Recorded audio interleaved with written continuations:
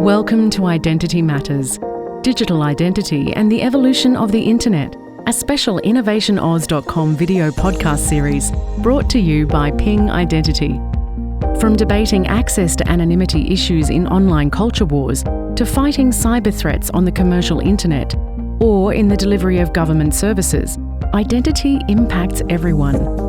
In this series, we will speak to a compelling list of experts to trace the global online trends that have helped frame digital identity and to understand the cyber landscape shifts that have shaped identity access management practices and zero-trust environments.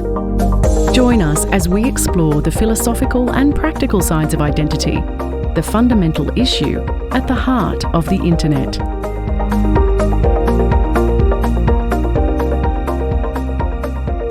Hello and welcome to Identity Matters, Digital Identity and the Evolution of the Internet, a video podcast series Innovation Oz is running in conjunction with Ping Identity. Today we're joined by the Head of Asia-Pacific Architecture at Ping Identity, Steve Dillon, and Director Cyber and Identity at Deloitte Australia, Julie Gleeson. Welcome, Steve and Julie. Hi, James. Great to be here.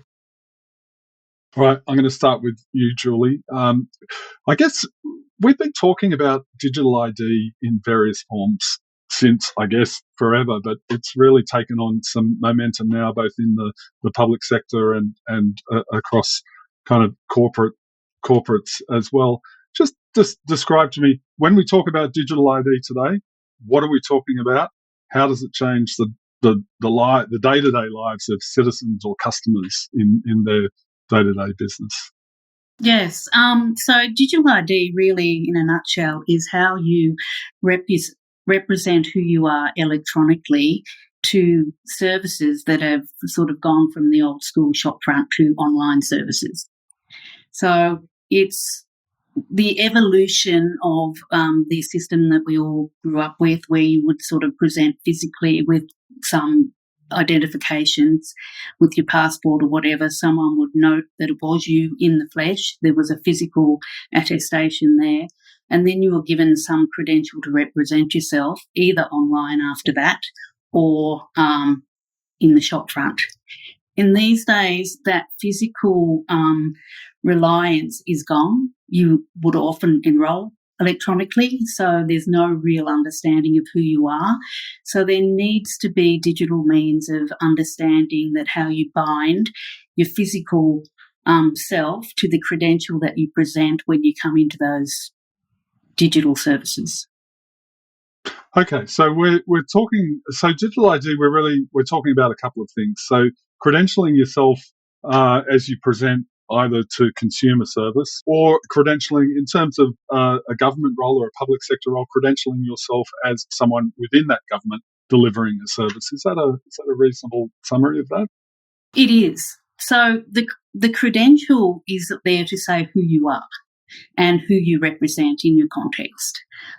That may be you as an individual, it may be you as a representative of a government organisation, it may be you in different forms in different contexts. That is separate to the question of what you can do with that credential. So kind of credentialing you is never sufficient in a digital context. It also has to be attached to kind of very deep policy and attribute-driven decisions about what you're allowed to do with that credential, given the context that you're coming in for. So to look at digital ID, it sort of seems like it's been a holy grail. There's been a lot of money invested in digital ID simply because the returns to government, or the cost savings to government, the efficiency gains, the productivity gains must be immense at that kind of fundamental change of how government delivers services and how citizens interact with government. The evolution of digital services is profound. The evolution of cloud-based hosting also of data and those services is profound, and it is rapid. The evolution of digital identity is also happening, and yes, there are massive efficiency gains. You don't need your shop fronts, you don't need your physical kind of counters and then sort of manual handling of data. But by the same token, it's opening up new attack vectors because you do have data sitting there that you need to understand who is accessing and what adversaries might find interesting in that data. So there are massive gains, and the gains just aren't in terms of efficiency, they're also in terms of understanding your business. If you have good visibility into who is accessing your data and why, you can really understand better at a government level, or indeed at any commercial level, how well your services are delivering to customer expectation. All right, Steve Dillon, Asia Pacific head of architecture. I mean, you get around, you see where people are at in different countries around the region. Just firstly, talk me through kind of as a maturity level where Australia sits in some of this, particularly in the public sector and the federal government. But where do we sit here, and how do we compare with others in the region? I think Australia is actually doing quite well in terms of leading the region. We do have existing initiatives that are relatively mature, like TDIF, which allow citizens to share their credentials with government service providers. By the same token, I think we're also, and this isn't necessarily a bad thing, but we are following the lead a little bit of what's happening in Europe and some of the initiatives there. Okay, well, tell me this. We have a maturing digital ID infrastructure, for one of a better term, and then we have the need for kind of zero trust models within large organisations. Let's talk me through that. I mean, if it used to be about perimeters, and now it's no longer about perimeters. But if we know on the way in who is using our system and who's within the system, just talk through zero trust. Yeah, look, I mean, I feel like every person you talk to does have a different opinion or view on what zero trust really is. For me, it's a logical extension of where security has been going for a long time.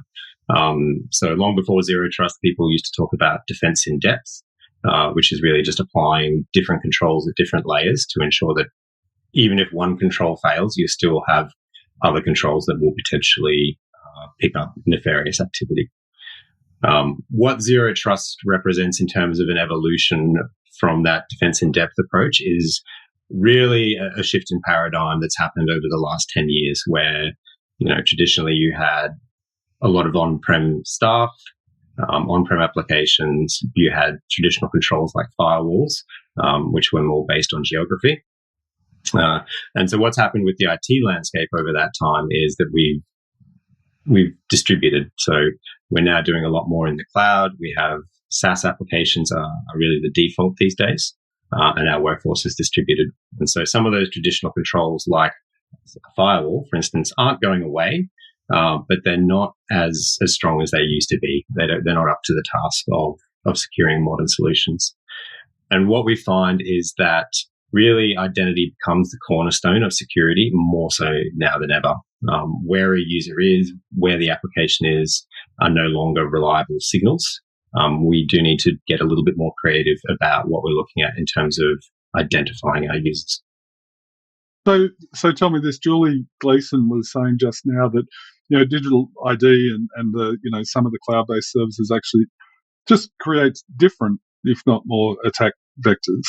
From your perspective, what are we? What's Julie talking about? Yeah, Julie's absolutely right. If we look at, I can't remember the name of the initiative, Julie, you might remember this better than I do, but the Digital Health Records initiatives from a few years ago. There was a lot of public skepticism around that initiative, and rightly so, because what we're really doing is we're uploading more data into the cloud and into third parties now than we ever have. But by the same token, I think this is a trend that has been continuing for a long time.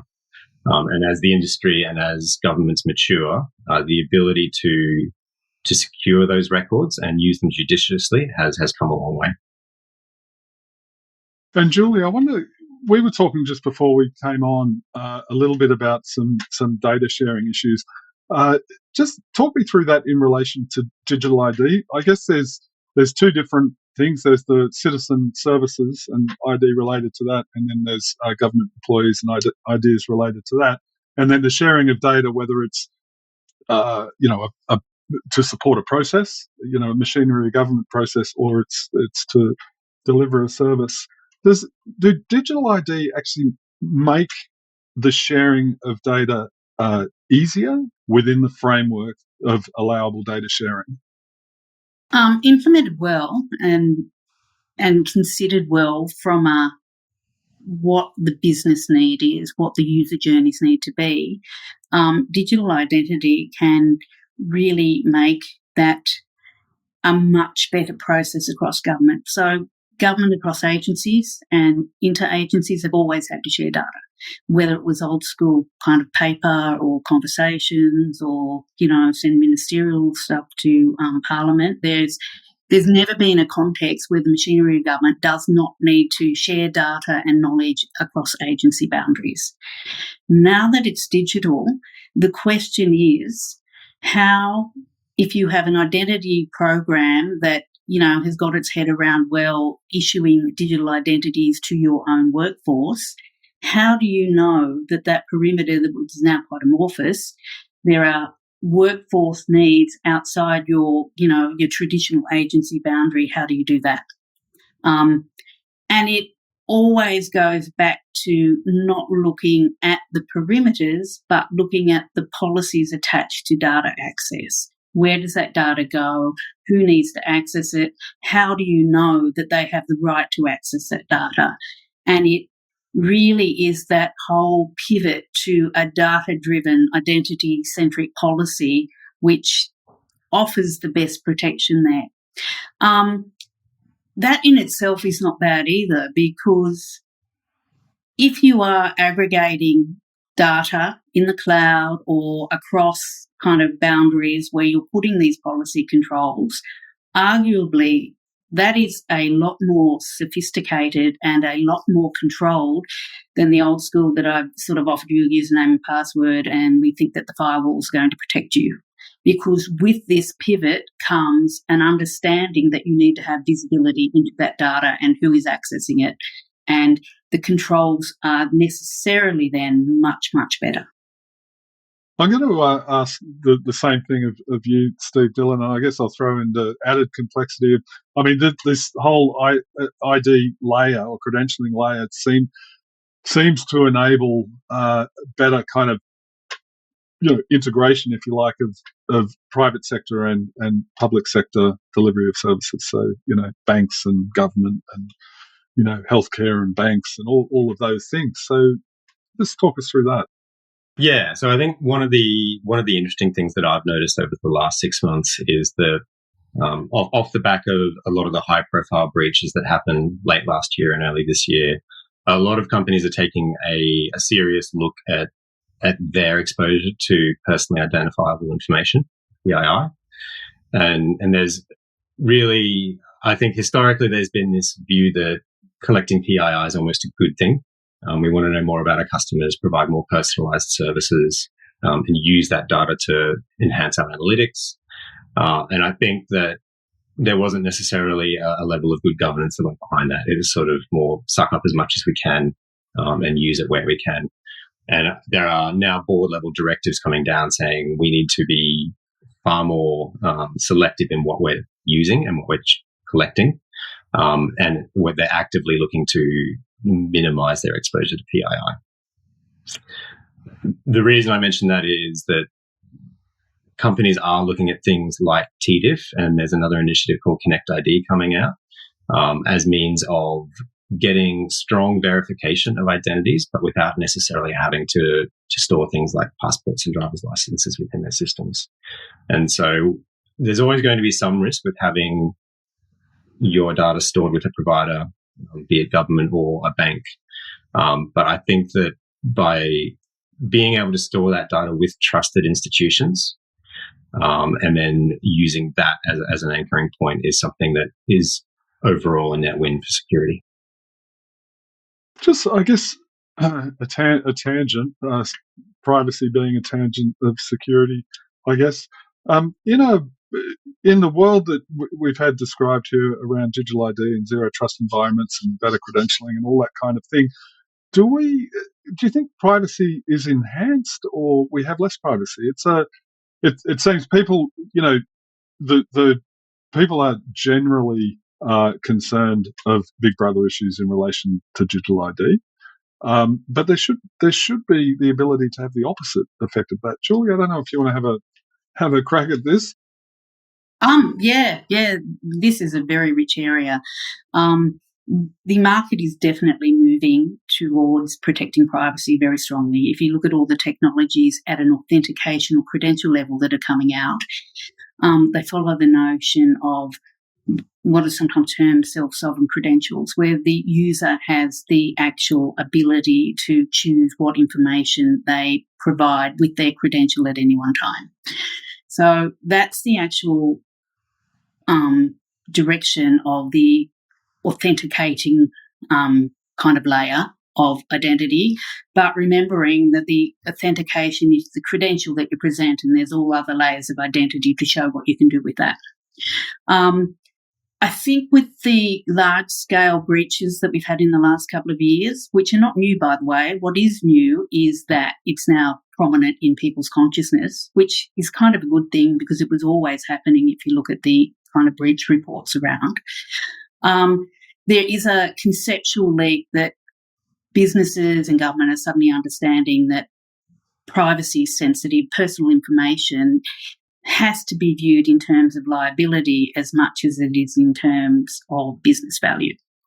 So what that tells you is that the authentication mechanisms have a really easy kind of pathway to helping fix that, because you enroll for your strong credential that kind of attests who you are. There is no reason that the businesses you are presenting this to need to get that same personal information from you. Your credential is your electronic passport that says, yes, your identity has been validated. We know your name, we know your date of birth, we checked it against your passport, we checked it against whatever. But all that information is not contained in the credential. It's a strong attestation. And therefore, the proliferation of privacy private information, PII in sort of old terminology, doesn't need to travel with you as you present yourself at the front door to digital services. Now, Steve mentioned TDIF and Steve mentioned Connect ID. TDIF is the federal government's framework for issuing strong credentials or different levels of how you've been proven who you are. The wonderful thing about that is that it is a government-led framework that sets basic ground rules and accreditation rules, so you can have some confidence in the processes that the credentialers and identity providers accredited under that have followed. But private sector is coming on board with that as well, because the market has desperately needed those ground basic rules so that citizens can trust and organisations can trust in the processes and the policies that, provide security into that identity framework. Okay, so let me ask you this, Steve. This is moving on just a little bit, but based on what Julie's just said, when we talk about the TDIF, the Trusted Digital Identity Framework, the federal government framework, we have things like Connect ID, we have the MyGov ID. Can you just talk us through how those things fit together? What are the moving parts? Yeah, so TDIF has been around for a while now. It's really the federal government's means of allowing government agencies to store and share with consent user credentials. Connect ID is a much newer initiative. It's actually not even out in Australia. It'll be coming out sometime this year. But Connect ID is really an extension of this TDIF framework that allows more private institutions to participate in the framework. And in this case, it's initially it's going to be the big four banks and then rolling out to hopefully the rest of the banking community in Australia.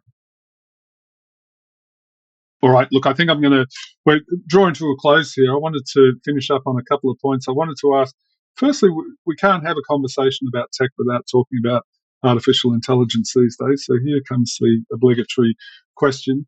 In relation to what we've talked about in terms of ID and zero trust architectures, rogue actors using AI, like, is this becoming an immediate and present danger to cyber systems? Are we less secure in that environment? Yeah, it's certainly an interesting space. I think that there's almost two horizons on this. AI is obviously a hot topic at the moment, and there have been some significant developments in the space recently that are changing the landscape. By the same token, AI and automation has been around for a while. And so we do have a lot of good controls that are designed to be able to tell the difference between a human and a bot or an AI. Moving forward, though, it is going to be interesting to see what some of the newer developments look like and how the bad actors apply those. Certainly things like video deepfakes and in particular the ability to mimic voice is something that's really progressing fast. And to be honest, I don't think the industry has a good answer for that yet. But it is something I know that Ping is working on, and that I'm sure that a lot of security companies are looking very deeply into. And Julie? Oh, I would just echo what Steve said, and just with the observation that the cyber threat landscape is never static. So the minute we think we're up with control, we won't be, because the threat actors are very sophisticated. They're often funded by nation states or serious criminal enterprise, and it is global. So the onus is on everyone, including the software providers, including the kind of designers of systems, and definitely the agencies or organisations who consume systems, to understand that they need to keep abreast of evolving threats, because the minute they stop, it doesn't matter whether it's AI or whether it's something else, they will be exposed. It's just the interconnected nature of the world we live in. All right, Julie Gleeson, thank you very much for being with us today. And Steve Dillon, just we'll finish up on this. Any thoughts on what's the near term to medium term look like in terms of what the rollout of digital ID and the uptake of digital ID, particularly in government? Let's start with you, Julie, and then go to Steve. So, putting control of credentialing back into the hands of consumers through notions like self-sovereign credentials or similar is a big trend that government needs to get its head around, how this fits into the ecosystem. The acknowledgement that connectivity is oftentimes these days machine-to-machine connectivity. So how do we make robust frameworks or evolve them to understand and control the way that machines connect into each other? And how do we pivot our identity systems to better suit the cloud landscape that everyone is moving into, and understanding that identity needs to be attached to data rather than perimeter defences? And Steve Dillon, APAC Architecture Chief at Ping Identity, we'll leave you to have the last word. I think one of the things Julie touched on at various points through this was the idea of sharing data and having those boundaries, but being able to monitor them and use user consent to allow those boundaries to be crossed. So I think that's certainly a theme at the moment with things like consumer data right. And the way we look at that is it's really an authorization decision. So being able to make rich authorization decisions in real time. I think this is something where if you look at authentication, say 10 or 15 years ago, where authentication for a lot of companies was very much fragmented. People had lots of usernames with passwords. We actually see authorization being similar in terms of its maturity at the moment. A lot of organizations do authorization, but they do have a fragmented per application approach to it. And I think what we're seeing now is just at the start of that journey towards more of a centralized approach like we saw with authentication, where it becomes more of a central function, which allows you to get better control and visibility across your cyber estate. So I think that's a current trend. We've obviously also talked a lot about TDIF and Connect ID and the sharing of those verified credentials. I think that's a trend that will continue, particularly in light of organizations' interest in minimizing exposure to PII. And then longer term, I think what will be really interesting to look at is the decentralized identity space. This notion of using verified credentials stored on a user's device, and they only expose what they need to, when they need to, for as long as they need to. All right, that's great. You're listening to Identity Matters, Digital Identity and the Evolution of the Internet, video podcast series Innovation Oz is running in conjunction with Ping Identity. I want to thank Steve Dillon, Head of APAC Architecture at Ping Identity, and Julie Gleeson, Director, Cyber and Identity at Deloitte Australia. Thank you both for joining. Thank you, James. We hope you enjoyed this episode of the Identity Matters, Digital Identity and the Evolution of the Internet video podcast series brought to you by Ping Identity. For more, keep tuning in to innovationoz.com/podcasts or visit pingidentity.com.